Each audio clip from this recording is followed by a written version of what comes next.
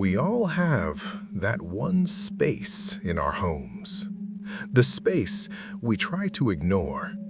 Maybe it's a basement, damp and dark. Maybe it's a crawl space behind a closet. But for most of us, it is the attic. It sits there, directly above your head while you sleep. A massive, hollow void filled with insulation, old boxes, and memories we have forgotten. We tell ourselves it is just empty space. We tell ourselves the creaking sounds are just the house settling as the temperature drops. But what if the space isn't empty? What if the heavy thud you heard last night wasn't the wind? Tonight, we are going to explore 3 terrifyingly true stories. Stories from people who looked up at their ceiling and realized they were being watched. These aren't just ghost stories. These are warnings. Warnings that sometimes the scariest thing isn't a monster under your bed, but the person living right above it. Get comfortable, lock your doors, and for God's sake, do not look at the ceiling hatch. Let us begin.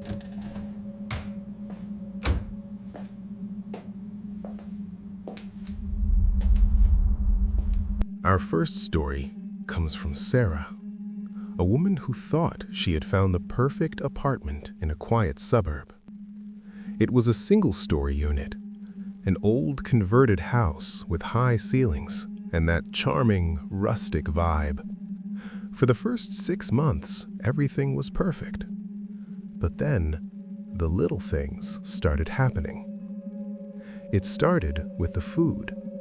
Sarah would buy a loaf of bread, make a sandwich, and put it away. 2 days later, she would go to make toast, and the bag would be empty. Not just empty, but placed back in the pantry, the twist tie carefully retied. She blamed herself.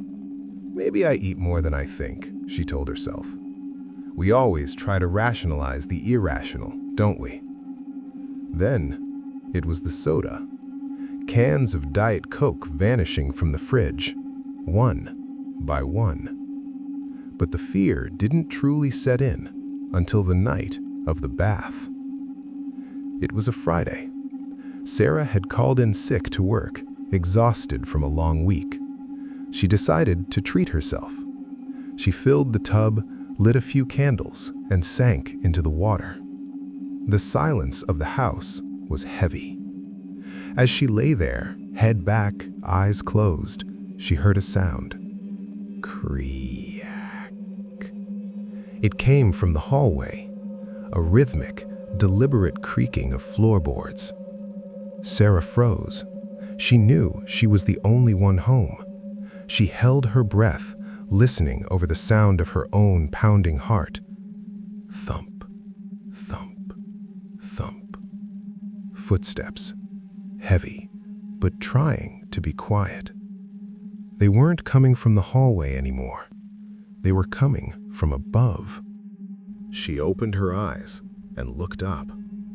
In the bathroom ceiling, there was a small attic hatch. It was usually painted shut, sealed by layers of landlord white paint. But tonight, it was cracked open, just an inch.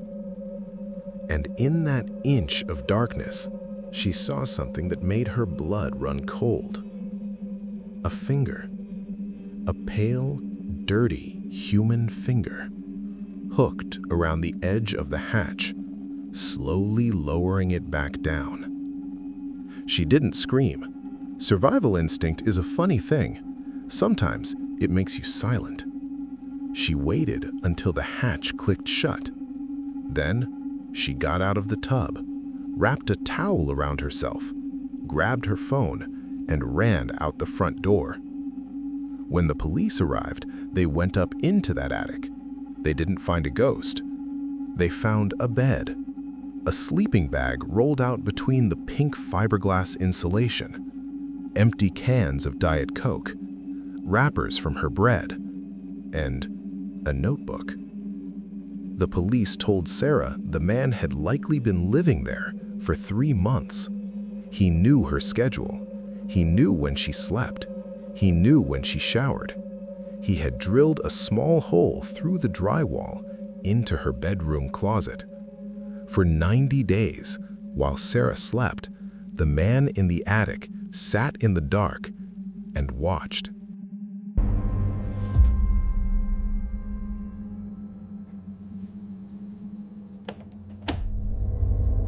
There's a specific kind of violation that comes from betrayal. When the danger isn't a stranger, but someone you know. Someone you say hello to in the driveway. This happened to a teenager named Mark in the UK. He lived in a row of terraced houses, older homes where the attics were often connected or separated by thin brick walls. Mark's bedroom was on the top floor. For weeks, he complained to his parents about noises, scratching, shuffling. "It is just rats, Mark," his dad said. "We will set traps." But rats don't cough. And one night, lying in bed at 2 a.m., Mark heard a distinct, suppressed cough coming from directly above his head. He lay there, paralyzed. He stared up at the textured ceiling of his room. The street lamp outside cast a dim orange glow through his window. And that is when he saw it. In the corner of the ceiling, where the plaster met the wall, there was a tiny beam of light, a pinprick. Mark stood up on his bed to inspect it. It looked like a hole, a small hole that had been hand-drilled through the plasterboard. He put his eye to the hole, expecting to see darkness. Instead, he saw an eye, a wide, bloodshot, human eye, staring right back at him. Mark screamed. He fell back onto his bed, scrambling out of the room. He woke his parents, hysterical. His dad, a big guy, grabbed a flashlight and a baseball bat and stormed up the attic ladder.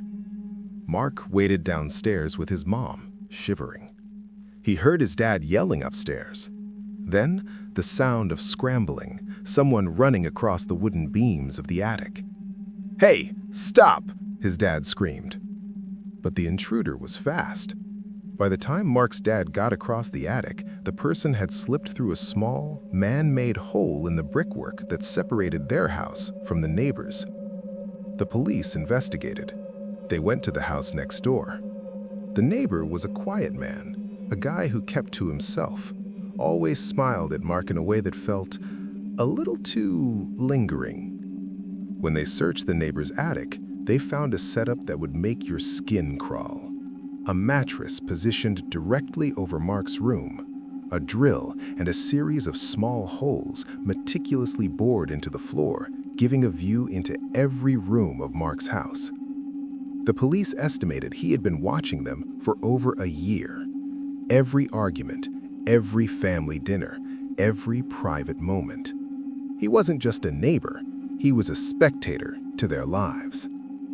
So tonight, before you go to sleep, maybe check the corners of your ceiling. If you see a tiny spot of light that shouldn't be there, do not look into it. You might not like who is looking back.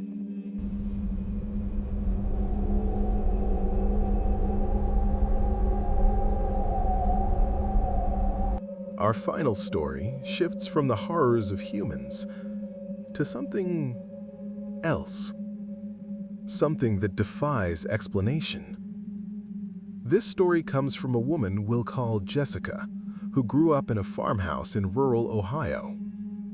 The house was old, built in the 1920s, with a large, unfinished attic that ran the entire length of the building. Jessica was 17 at the time. Her brother and his wife had moved in temporarily with their 2 young kids, a niece aged 4 and a nephew aged 2. It started with the kids. Every night, around 3 a.m., the niece would wake up screaming. Not just crying, screaming in terror. When Jessica or her brother would run in, the girl would be pointing at the ceiling, hysterical. "The black dog!" she would scream. "The black dog is watching!" They assumed it was a nightmare. They didn't own a dog. But then, the activity escalated.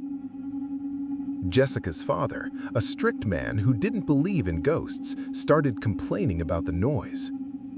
"Tell your brother to stop walking around in the attic at night," he told Jessica one morning. "He sleeps downstairs, Dad," Jessica said. "Well, someone is up there," her dad insisted. "I hear it. Dragging sounds, heavy steps, right above my room." Jessica decided to investigate. One afternoon, when the house was empty, she pulled down the attic stairs.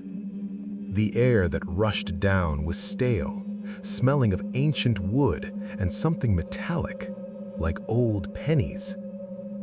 She climbed up. The attic was huge, filled with shadows cast by the single bulb. She walked to the spot above her dad's room. The dust on the floor was undisturbed. No footprints. No signs of a black dog. But as she turned to leave, she saw it. In the far corner, tucked behind an old chimney stack, a pile of something. She got closer. It was a collection of bones. Small bones. Birds. Mice. Maybe a squirrel. They were cleaned of meat, piled neatly into a pyramid. And sitting on top of the pile was a child's drawing. It was a drawing her niece had made. It showed the family, Mommy, Daddy, Jessica, and behind them, a tall, black, scribbled figure with long arms that dragged on the ground. The figure had no eyes. Jessica felt a wave of nausea. She grabbed the drawing and backed away. As she reached the stairs, the light bulb above her flickered and burst. Total darkness. Then, from the corner where the bones were, she heard it. A sound like wet meat slapping against wood. Slap, slap, slap. Moving fast, moving on all fours. It was rushing towards her. Jessica threw herself down the stairs, pulling the hatch shut just as something slammed against the other side. A heavy, guttural growl vibrated through the wood. They moved out 2 months later. Years passed. Jessica tried to forget, but recently she visited her niece, now a teenager. They were talking about the old house. "Do you remember the black dog?" Jessica asked, trying to laugh it off. Her niece went pale. She looked at Jessica and whispered, "It wasn't a dog, Aunt Tess. It was a man. He used to crawl out of the attic hatch at night. He would crouch on top of my wardrobe and watch me sleep. He told me if I screamed, he would take you instead." To this day, Jessica sleeps with the light on, and she never, ever rents a house with an attic. 3 stories, 3 attics. Whether it's a stranger stealing your food, a neighbor stealing your privacy, or a shadow stealing your peace of mind, the lesson remains the same. We build our homes to feel safe. We lock the front door, we check the windows, but we rarely look up. We rarely check the one door that leads to the darkness above us. Tonight, when the house is quiet and you hear that faint creak above your head, don't assume it's the wind. And whatever you do, do not open the hatch. Because sometimes, the things in the attic are just waiting for an invitation to come down. Sleep well.